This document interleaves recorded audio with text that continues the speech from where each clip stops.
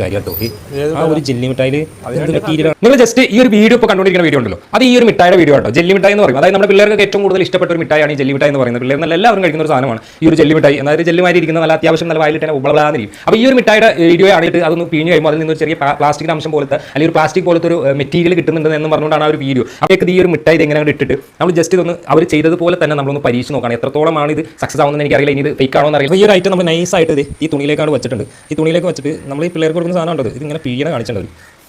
നല്ലതുപോലെ പിഴിഞ്ഞ് കഴിയുമ്പോൾ ഇതിലുള്ള ചാറൊക്കെയാണ് പോകുന്നതാണ് പറയുന്നത്. ഇതിന് ചാറ് പോയിട്ട് ഒരു പറയുന്നില്ല.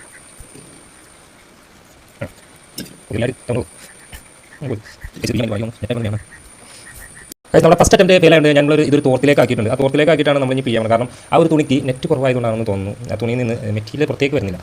എന്തായാലും നമ്മൾ തോർത്തിട്ട് പിന്നിട്ട് ഈ ഒരു ഐറ്റം എന്താകും എന്നുള്ളത് കണ്ടറിയാം. യെസ്, സത്യമായൊരു കാര്യം കേട്ടോ.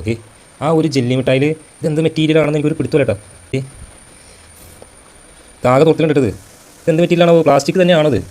മായമില്ല, മന്ത്രമില്ല, മായജാലമുള്ളത്. ഇതാണ് ആ ഒരു അതിൻ്റെ നീരാണോ നിങ്ങൾ ഈ കാണുന്നത്. ഇതിൻ്റെ അകത്ത് കാണുന്ന നീരാണ്. അപ്പോൾ നമുക്ക് അതിൽ നിന്ന് കിട്ടിയ ഒരു പ്ലാസ്റ്റിക് ആണ് ഈ ഒരു ഐറ്റം.